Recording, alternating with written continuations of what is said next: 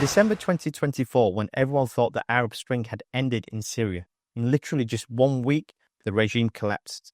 There is now a new regime in Syria. World leaders scrambled to meet this new regime, demanding an inclusive government and rights to minorities.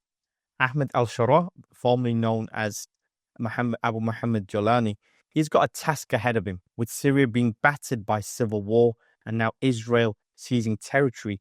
What does the future hold for Syria, and how do we unpack this? Before we go over to our guest today, I would like to remind everyone that Geopolitics is on all social media platforms. Please subscribe so you don't miss a thing. In addition to that, we have a deep dive on the geopolitics of Syria, so be sure to check it out. I'd like to introduce my guest, our founder, Adnan Khan. How are you keeping, Adnan? I'm good, Yusuf. How are you keeping as well? I'm not too bad. I think Syria is a very complicated situation. Could you just briefly outline Syria's historical importance in the Middle East? It's slap bang in the middle.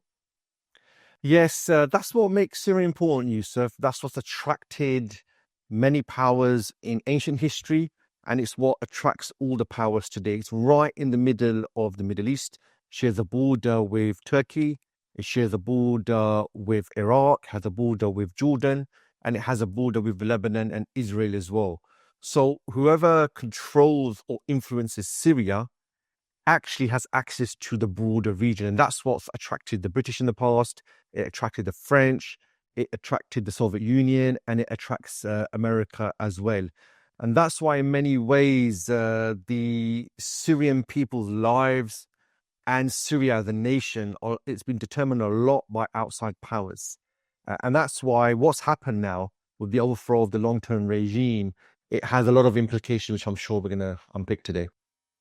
Now, the Arab Spring, specifically in Syria, started in 2011, a long time ago now. Could you briefly go into that? How did this evolve into a full-scale war? So, absolutely. The uprising in Syria, the Arab Spring in Syria, was part of the broader Arab Spring, which began in Tunisia. It quickly shifted to Egypt, then it went to Libya, then it came to Syria, and it went to a whole host of other countries. And the common theme being is the people felt the countries ruled didn't represent them. The economic situation was really bad. And a lot of countries involved in the Arab Spring, these were countries where the rulers or the military dictatorship, they ruled with an iron fist. So you saw after a long period of time, a lot of oppression. Many took to the streets to overthrow the regime. So we saw Ben Ali overthrown in Tunisia.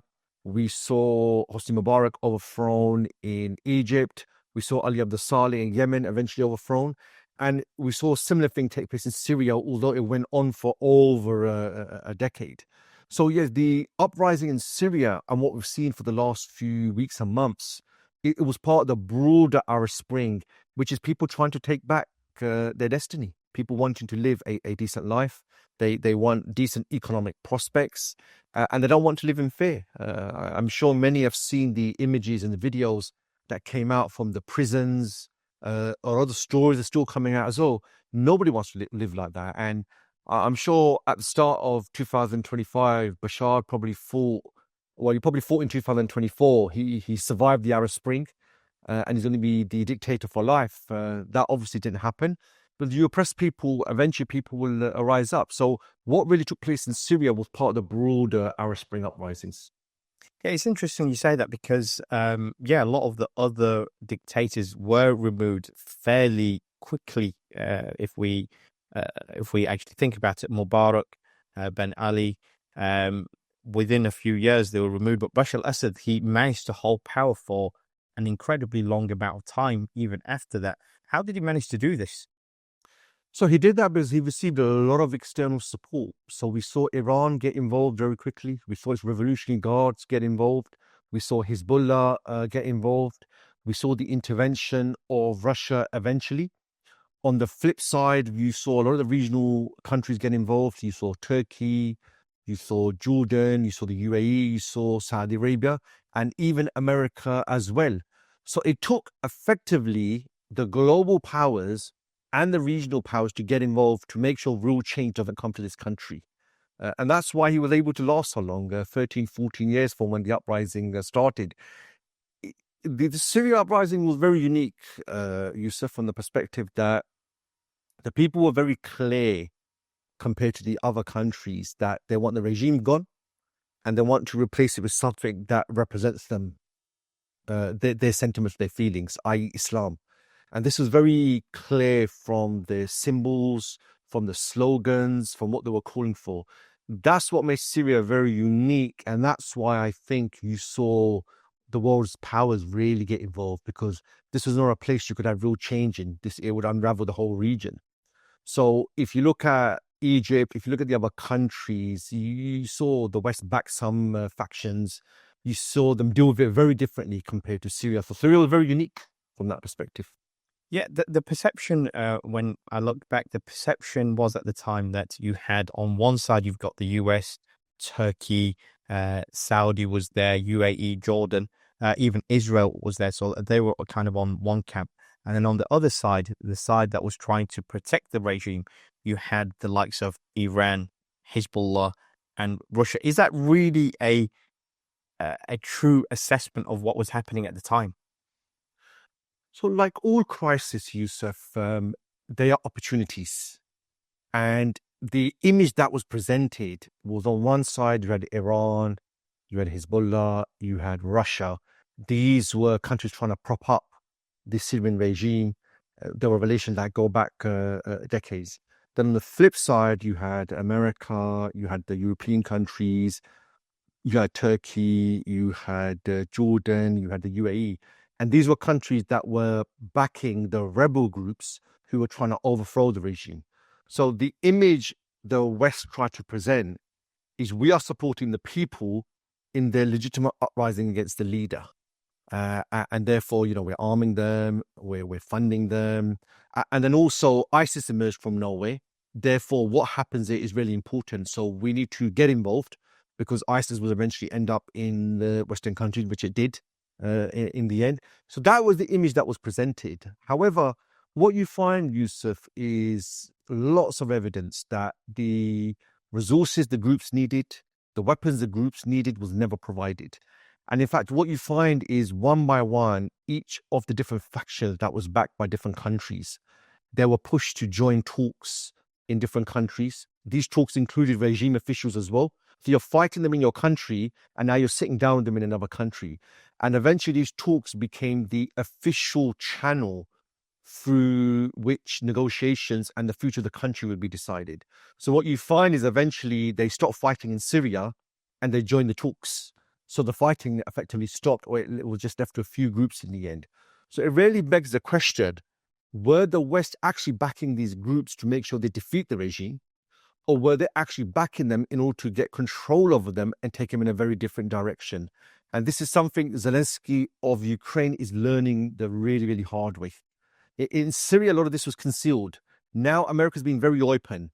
We're not going to back Ukraine. You want to fight Russia, you fight on your own. And many people are like, hold on. So all this time, you could have armed us.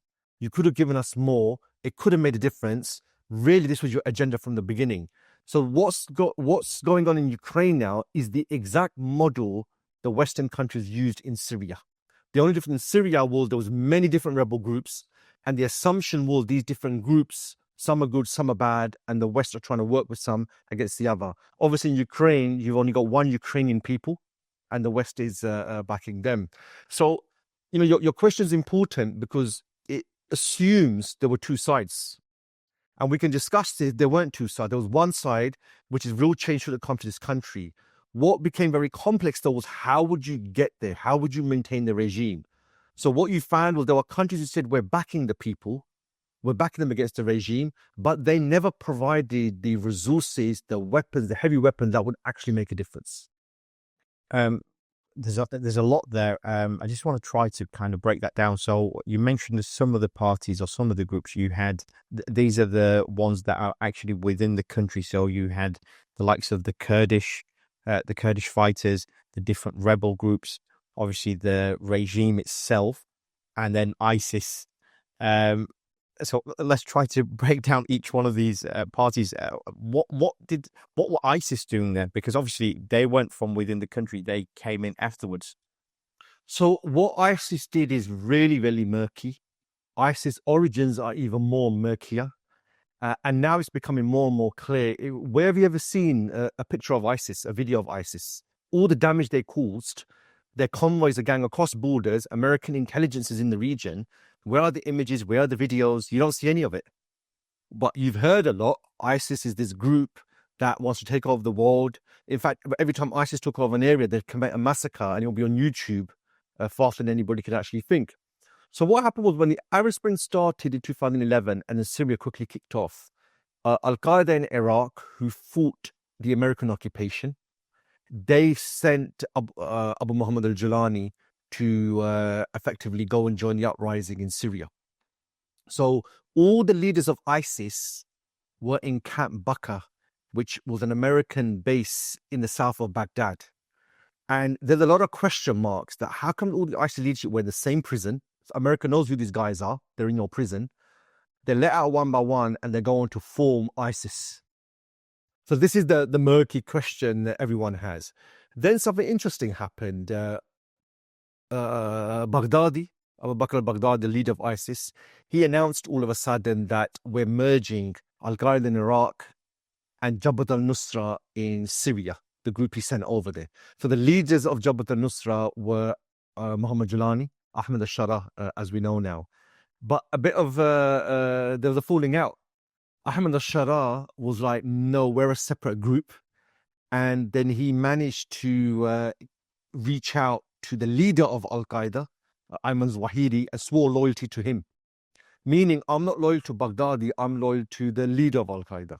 So that led to tension between al-Qaeda in Syria and al-Qaeda in Iraq, ISIS. So what the ISIS guys eventually did was they went from Iraq into Syria and they started taking over the Kurdish areas. They got to Aleppo, and then in Raqqa, which is on the east of Syria, they announced this was the capital of our caliphate. Now, the timing is really important here. ISIS did this around 2013. The uprising in Syria started in 2011. And because of the massive defections in the Syrian army, what the Syrian army realized and what the regime realized was they can't fight across the whole country. They've lost too many troops. So they've given up taking over the north of the country. So I remember Bashar al-Assad actually gave a speech to the Syrian people where he said, we still need to win the country back, but because of the lack of resources, we have to focus on Damascus. What that meant was the rebels are about to launch an assault on Damascus. I have lost the rest of the country. This was a circumstance when ISIS came into Syria. So they didn't go to Damascus to fight the regime. They went to the north, to the areas already captured by the rebel groups. So unfortunately, what it did, it crippled the rebel groups who had to turn back and go and fight ISIS. And that's why till today, there are statistics. So Jane's Intelligence actually did a 1-year profile of attacks in Syria. And they found around 2013-14, a whole 1-year period, most of the attacks by the regime and ISIS were not on each other. They were actually on the other rebel groups. So that is a level of coordination, knowingly or unknowingly. So ISIS did not help the uprising. ISIS did not support the rebel groups. They did action that actually served the regime. And in fact, if ISIS didn't come about, the regime probably would have fallen.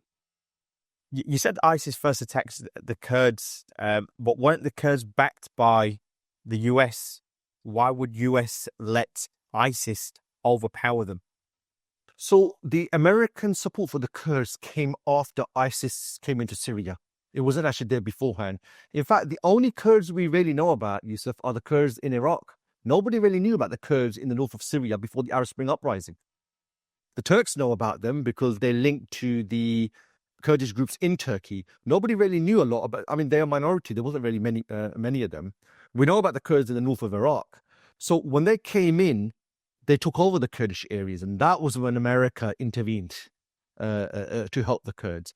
However, and this is a question I have to today, ISIS were crisscrossing actually, the Syria-Iraq border on a daily, weekly basis on their trucks. They had convoys, they had weapons and material.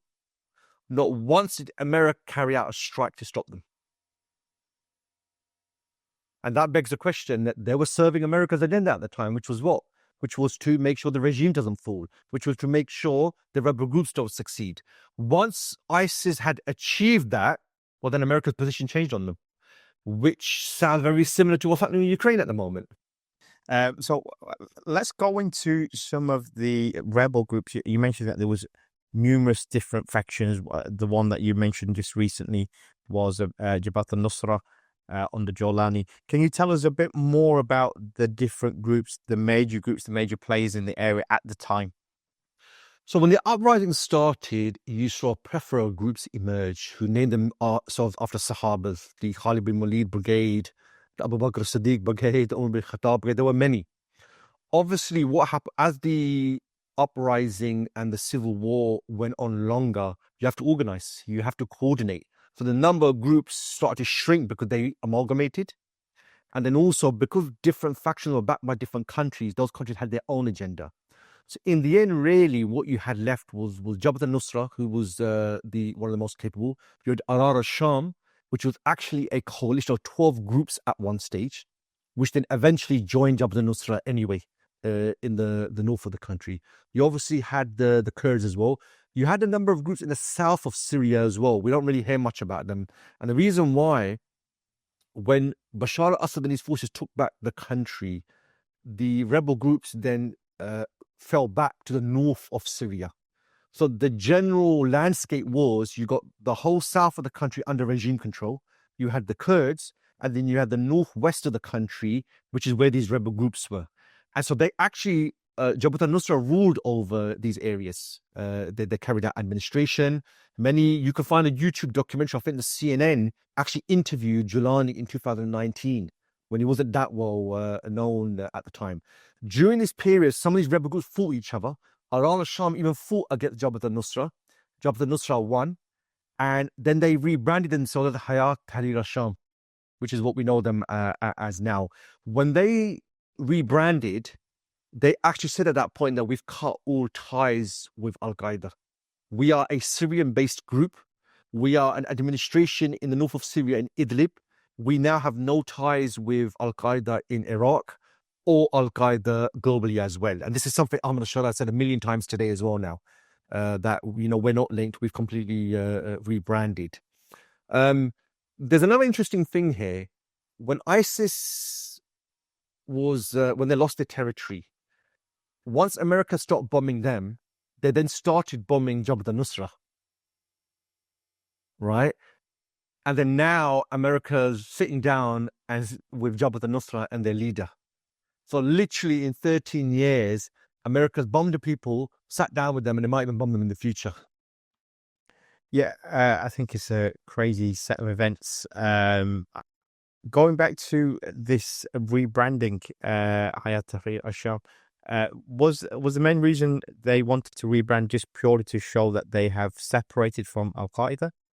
Or was it an amalgamation of more rebel groups under that group name? So you find, Yusuf, in 2025, there's a number of books coming out about HTS, about Ahmed al-Shara. So these are journalists who have spent time in Idlib, spent time over the last 10 years. And what you do find is he's quite a smooth operator, Ahmed al-Shara. He's picked the right side a few times, even at the time. He didn't even have the resources. So when he left Al-Qaeda in Iraq, that was quite a big move to play. You're from Iraq originally. You spent time there fighting against American forces. Now you've gone in Syria and you're turning against your old boss. However, he succeeded in that. He was accepted by the other groups, and these guys were very capable. They'd been fighting in Iraq for about a decade. So they were insurgents, they had learned. What then happened was he did the administration of Idlib. And you hear good stories, you hear bad stories as well. But what you do hear is someone who actually does understand what it means to rule.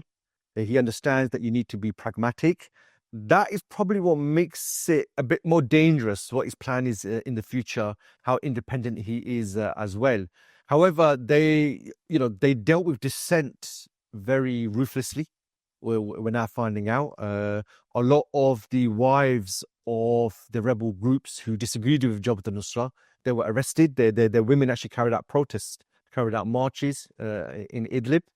So, he's quite a capable operator. He seems to know how to pick the sides, and he seems to understand the politics of the country who's who.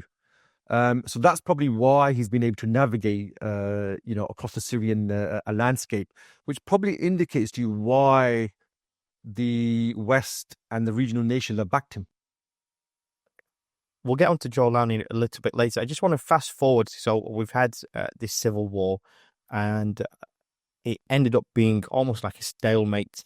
In fact, it probably looked like Bashar al-Assad had won because the rebels, like you mentioned, they really just controlled parts of the North, Idlib in particular. Could you tell us what the landscape looked like at this time? So Russia intervened in 2015 because after ISIS emerged, Damascus didn't fall. However, what Bashar found by 2015, his forces were exhausted, what was left of them, and Hezbollah had done what they can. The Shia militia that came in had done what they could, and he realized he's only got back about half the country. He didn't have the resources. That was when then Russia intervened. And, I say here that the Russian intervention wasn't some independent intervention. America and Russia sat down. This was actually agreed. And it was agreed because this was exactly when Russia took over Crimea. It was around that time this had happened. But the more important thing is America and Russia agreed an air protocol because they both had air assets in Syria. They actually agreed an air protocol to make sure that there's no crashes and there's no misinformation. So they were communicating on the ground about their air assets. That is not what you do if you disagree with a country coming into your airspace. If Russia's the enemy and you're trying to overthrow the regime, you wouldn't make that sort of deal with the enemy, would you?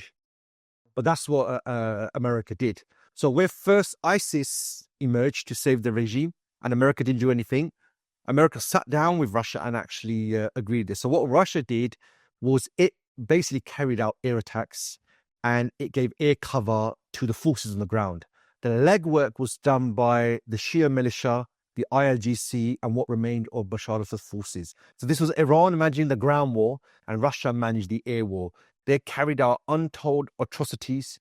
You've seen the pictures, I'm sure, of what they've done to these towns. They literally are, we're talking about suburbs of Damascus, they turn into rubble.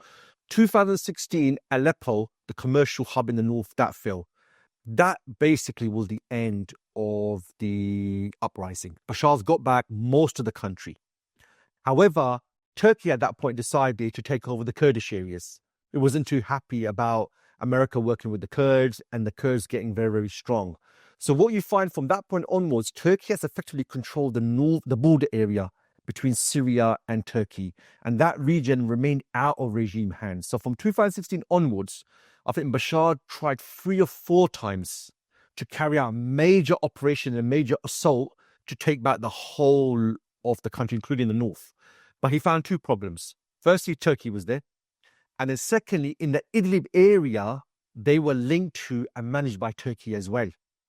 So this was a problem for Bashar. But what he's saying is, I am the legitimate leader of this country. I've taken over the whole country. So the world should really be dealing with me. The problem was to take back the north of the country, he needed Russian air cover. And what Russia did is they didn't want to get into war with Turkey. So what they did, they sat down with Turkey and they came up with various agreements. They came out with de-escalation zones. They came out with ceasefires. And even Iran joined these talks. So by the time COVID come about, Bashar had a scenario that the countries that were helping him, Iran and Russia, they're sitting down with Turkey and trying to de-escalate things, whilst he wants to escalate things and take back the north of the country. So this was actually the scenario on the eve of what we saw at the end of 2024. Bashar had taken back the country. He physically hadn't got the north of the country. So you find, I think by 2022, Yusuf, the Arab League had welcomed Bashar back. The EU was talking about lifting sanctions off Bashar because they want Syrian refugees to go back home and not come to Europe. And even there was talk in America that we need to remove the other sanctions against Bashar. So really, it was quite a big turnaround in 13 years. Bashar had gone from pariah, massacring his own people. And the reasoning from a lot of countries was, look, he's won. He's taken back the whole country. He is a legitimate leader. So we just got to work pragmatically with what it is. And that was the scenario really by 2023. So the $1 million question then, Adnan, if everything was going in in Bashar al-Assad's favor. People were now accepting him back into the international community. Why have the US and the rest of the world actually taken a U-turn on this and accepted the fall of the Assad regime? So everything was going well. You're right. The deep dive you mentioned in your intro, we actually go through the geopolitics of Syria. And in there, we actually go through that Syria actually has been very close to America since the time of Hafiz al-Assad, Bashar al-Assad's father. They've actually been a proxy for America in the region. And that's why it makes sense now why America intervened to try and save the regime. So what happened? What happened was the 7th of October changed everything. The Hamas assault on Israel, that changed everything. What changed? Well, Netanyahu said from day one, we are going to reshape the security balance in the region. What Netanyahu and Israel did after October 7th is they didn't just launch an attack on Hamas. Their plan was, we are completely going to alter the strategic security situation in the region. So what does that mean? What that means is Israel has always said that they're threatened by certain countries in the region. Egypt in the past, Jordan in the past, today it's Iran. Their main threat is the armed groups. So you've got Hamas and then you've got Hezbollah. So you saw they started their attack on Gaza straight away. America said, don't start something in Lebanon. They did. Then they started doing attacks on Yemen and the sea area as well. And during the Arab Spring, Yusuf, Israel has always been attacking Syria, not the Syrian state. Israel, interestingly, Yusuf, had a very stable relationship with Bashar al-Assad and his family. In fact, Yusuf, the strongest, most stable border of Israel has always been the one with Syria. The al-Assads had accepted Israel taking the Golan Heights. As long as we stay in power, we're happy with that scenario. Israel only had one problem with Syria, and that was his relationship with Iran. Other than that, they're all on the same page. So the Hezbollah supply line goes from Iran through Iraq, through Syria into Lebanon. That has always been a problem for Israel. So what Israel did during the Arab Spring in Syria, it regularly carried out attacks in Syria against Hezbollah and against the IRGC, the Islamic Revolutionary Guards. It was regularly doing that. What you find, Yusuf, is when Hassan Nasrallah was killed in September and the Hezbollah leadership was taken out, that seems to be the point where the decision was made that the supply line has to be cut in that goes for Syria. And at that point, it seems that the decision was made that the regime is going to change there, because if you're going to cut the supply line, the regime needs to go through it as well.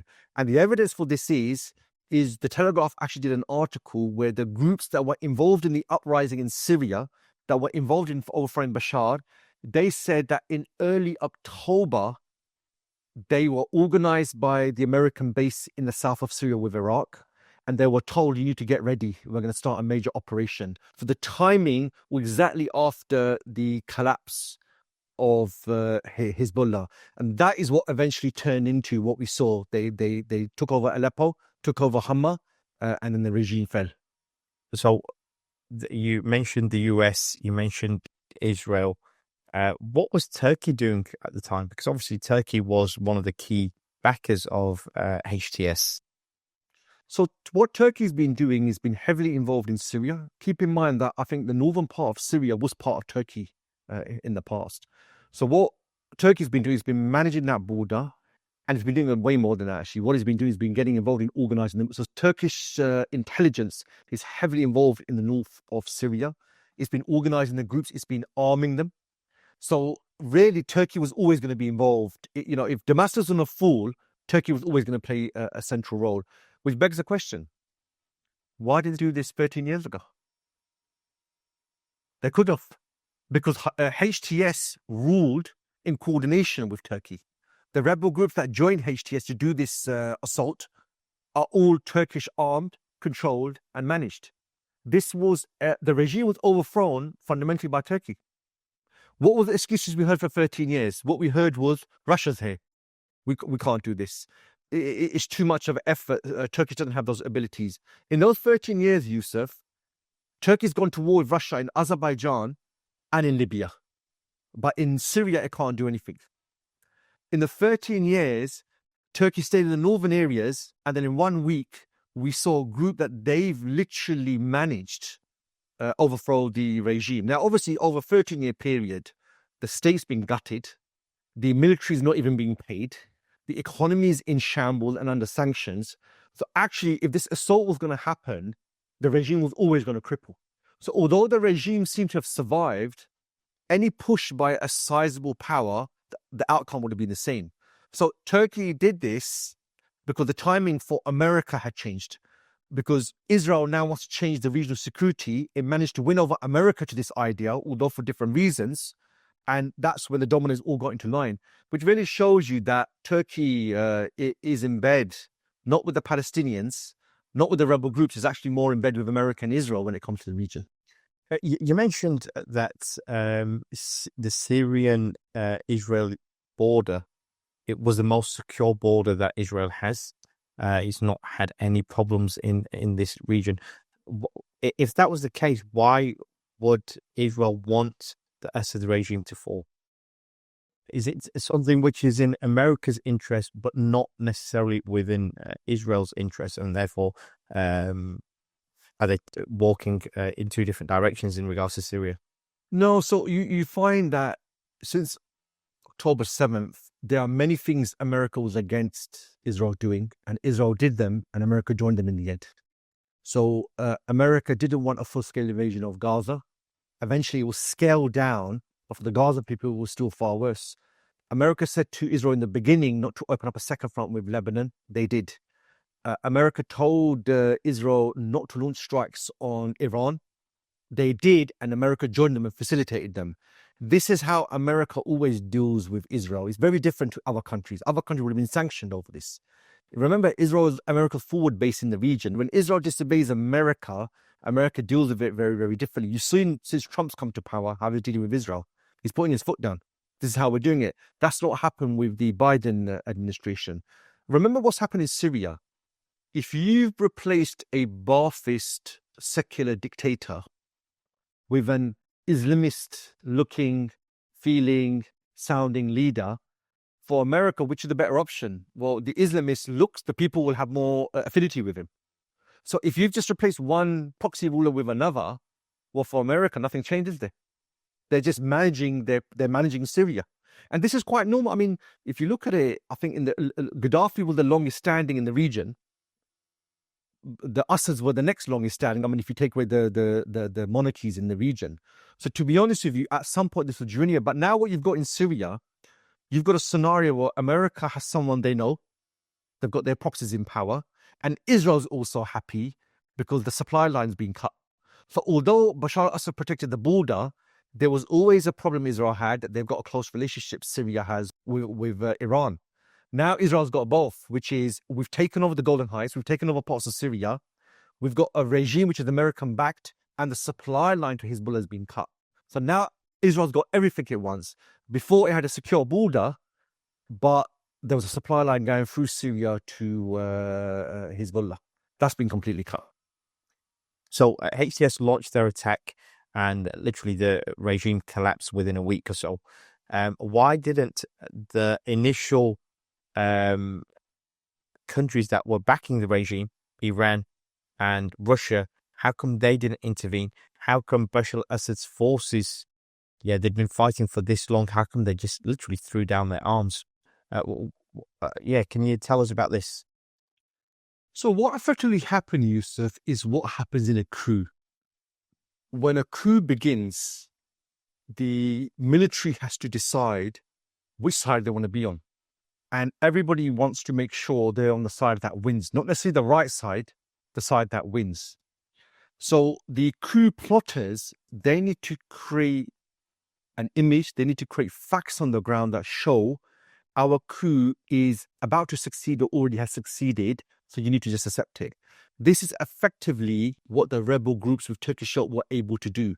They created this tsunami where they took over Aleppo, took over Hama, and everyone inside the regime and outside was thinking, this can't be stopped. When are they going to get to Damascus? Now, this country's been at civil war for 13 years, so you can imagine what the state of the military was. You've had a lot of defections. The economy is completely stagnant. So if you're Russia, who now is busy in a 3-year war in Ukraine, Ukraine is always a million times more important to Russia than Syria ever will be. Syria was an easy intervention by Russia. At most, they had 5,000 troops there, which is a small to medium-sized intervention. And Russia's actions were largely from the air. So Russian troops were not harm's way. So as far as they're concerned, we got a war in Ukraine. It's been going on for 3 years. The last thing they want is they need to deploy assets to Syria after nearly 9 years. When they're taken back Aleppo, they've been reducing how much presence they have in the country because Bashar's won. So Russia made the decision, we got more important priorities going on. In the case of Iran, they actually were, if you've seen for the last year what's going on to Iran in the region, Hamas has been smashed, Hezbollah has been decimated, Iran's been attacked twice, Iran's got bigger issues going on. The last thing they want to do is escalate in Syria. Syria is important, but Iran's position in the region is at stake at the moment. So this is the worst possible timing for this to have happened for Russia and Iran. So that's why when it became obvious these guys aren't going to intervene, what you found was the regime soldiers didn't even put up a fight. That's why a lot of the areas fell really quickly. There was no fighting. There wasn't a fight in Aleppo. There wasn't a fight in Homs. There wasn't a fight in Hama. They put down their weapon. When they saw Russia's not coming, when they saw Iran's not coming, it was over. This is it. It's just a matter of how long did it take rebels to actually get to Damascus in the end. And that's why in the end, really, after 13 years of war, the regime just petered out. There was literally nothing there. It was hollow in the end. And as far as I've even heard, Yusuf, many regime supporters, many Alawites, many soldiers, many officers weren't even getting paid. There's literally no money to even go around to their own supporters. Also, Iran was actually building a permanent presence in this country. So for the last 3-4 years, there's actually been a lot of tension between Iran and Syria. But Bashar's view was Putin and the Iranian leadership, once they've saved me, they will go and I'll rule over the country. Iran was actually building bases and building links to stay there permanently. So this was already causing tension. So when the rebels launched their assault, it was the worst possible timing from all perspectives. So, yeah, I agreed 100%. It seemed like the regime was hollow. It didn't really have any natural support. Does HTS actually have a natural support within the country for its leadership? So, Yusuf, if you've ever been to Syria or you saw the pictures, you saw the videos, I'm sure you saw the Sadanaya prison, people being in there, the pilot that refused to fire in 1982 Hama massacre, he was released. You had a guy who was released, he went to meet his 100-year-old mother, she was still alive. There are people that still haven't been found yet. There are people who disappeared into the labyrinth of the Syrian prison system. So, in that scenario, whoever overthrows the regime, people are going to accept it. This regime was brutal. This regime remained for so long, Yusuf, because externally, it was a proxy for America. So the external powers backed it. Internally, it ruled with repression. It ruled with an iron fist. And when the uprising started, it was worse. I'm sure you've seen the video of the Syrian who went to Holland, asylum. He went back and they found his body. I was reading actually that there were people on death row on the day the regime fell. So these prisoners fought. The officers are coming to get them, to hang them.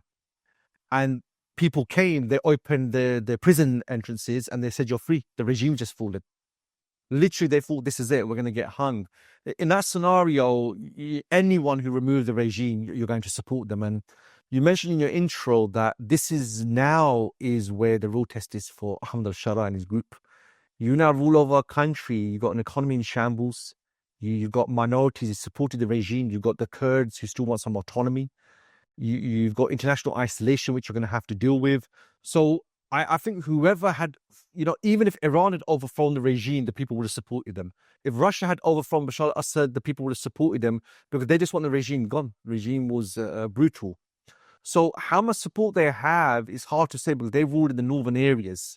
But anyone who overthrows the regime, the people would support them at that point. What about Abu Muhammed Joulani, Ahmed al-Shara? How popular is he within the country? What's his relationship now with all the countries in the region and particularly the West? I mean, a lot of people have gone to meet him over the last couple of months. Yeah, so overnight, we've learned this new concept. There's bad terrorists and there's good terrorists. That's what you have. And you can go from bad terrorists to good and good to bad. He's become the Zelensky of the Middle East. People can't get enough of him. He's changed his military attire now to tailored suits.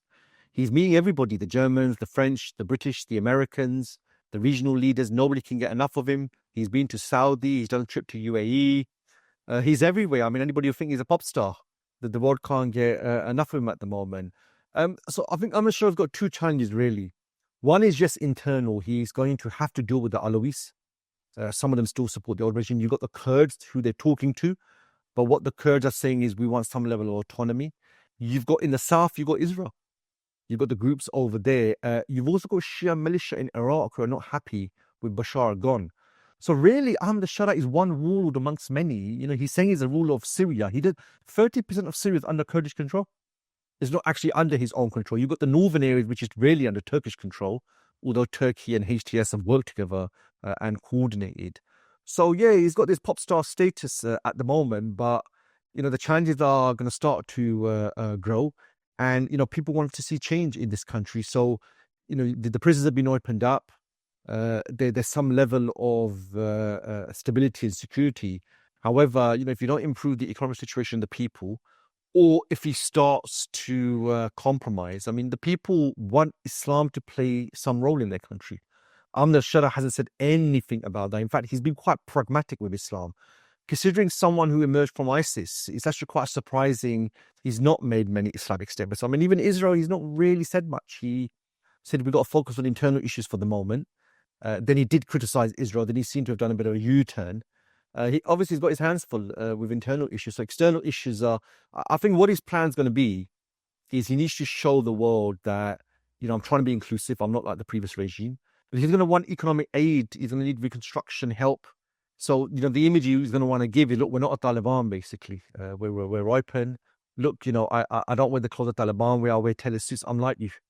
So, we'll have to wait and see how it works out. But, his honeymoon won't last forever. If people can see that he's just the old regime in different ways, or he's pragmatic and he's not in line with the views of the people or the sentiments, then, problems will probably emerge pretty quickly. The last final challenge he's having is he wants to amalgamate all the groups into the Syrian military. And the Kurds are pushing back. Most of the other groups have accepted that. Because obviously you need to take control of the arms and all that. They obviously didn't do anything when Israel bombed like 80% of their heavy weapons, literally destroyed. So even the security of the country is gone, really.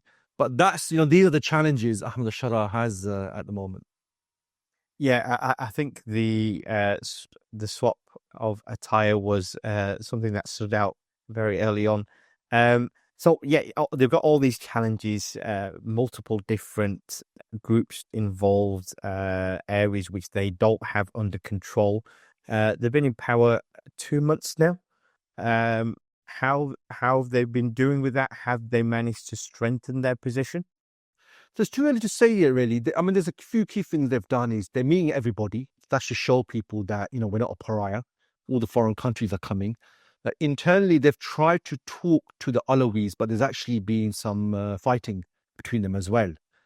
Obviously, he gave amnesty to everybody. As long as you put down your arms, if you were in the army or the security services, and you register, there won't be any comeback. Similar to what the Taliban did. The war's finished, we won, and now we want stability, and we all got to work together. Obviously, before, the Alawis, the Bashar al-Assad family support base was their security services and the Alawis. Now the majority are in power. The Sunnis were always 70-80% of the country. They're now in power. So, there's no agenda to go and fight against the Alawis and the Kurds or anything like that. What they're going to want to do is try and amalgamate them. So he's been giving out the right messages. the problem here is he's not really independent. This guy, this is a guy from Camp Bakr, the ruler of Syria, which raises so many alarm bells. Baghdadi we never saw, but he was the leader of ISIS. Here's the guy. He was ISIS. He was ISIS in Syria. Now he's the leader of Syria, and the West can't get enough of him. Yeah, I think that's going to be a complicated situation. Who actually is the power behind the power? With all this in mind, with Ahmed al-Shara, who's the power behind him? How do you actually see the future of Syria? How do you see it playing out? So for internally, I think, look, the security architecture has gone. So from that sense, Syria's gone from this dictatorship, secret state, to one where the relationship between the ruler and the people will be a bit more normalized. You can get on with your life. The regime's shown they're not like the old regime. However, we mentioned at the beginning, the importance of Syria is it shares border with all the regional countries. And at the moment, you see that there's talks about normalization between the regional countries and Israel. And, if Ahmed al-Shara wants money, he wants aid, then that may be a route that they go down. I mean, for Israel, it'll be a massive achievement if normalization happens with Saudi, the Sunni leader, Syria, and if these two countries join them, I mean, the only one left is really Iran. And interestingly, Iran not so long ago was the closest ally Israel had under the Shah. When the Kurds came to power, it completely changed. But what you're going to find is, apart from Iran, every other country normalized relations with Israel. And this is probably where America sees Ahmed al-Shara's role. And that's going to cause tension with the people. Even Israel's been told by America to tone down their criticism of Ahmed al-Shara, which is quite interesting. Even they laid out against him. And, they bombed the country back, God knows how far, with the attack on their military bases. Iran's gone, Russia's gone from this country. You've got this leader who is not criticizing Israel at all. The feelings he's doing is, I want to talk to everybody, meet everybody. So the future externally looks as though it's business as usual, but this time America will be quite open with their relation. Because if you remember with Bashar, the image America gave was, we don't like him, he needs to reform, but we might work with him here and there. And they would even criticize him as also, you remember the axis of evil, North Korea, Iran, and Syria. That was how they did. Now it's like more of an open relation. That's external. Internally, though, there's going to be issues. If externally he goes towards the Israel normalization, that will be problems. He may do that because that will aid his image to get more economic and regional aid his way. But that was called tension with the public. And also, he needs to improve the standards of people. People want jobs. People want to be able to live. They need to build infrastructure. If you can't do that, there will be problems. And what could happen is, I mentioned he's one warlord amongst many. If things don't work out, he can easily be replaced. You've got the Kurds who could take over the country. You've got in the south, you've got groups linked to Israel that could take over the country. You've still got the Alawis that can take over the country. You've got Shia militias in Iraq who can take over the country. So although he's presented the image of strength, he's really one warlord amongst many. And that's why if he doesn't play ball, if he goes too much Islamic, America has other options in the country. He's one option amongst many. Definitely a country that's very unstable in a state of flux. Anything could happen any moment. I think it's something that we need to really follow. Thank you for your time today, Adnan. A lot to take in. I just like to remind the audience, check out our deep dive. It goes into more detail about this. Thank you for watching. If you want to learn about any other issues, again, check out our website, www.thegeopolity.com. Thank you for listening. I'm Yusuf.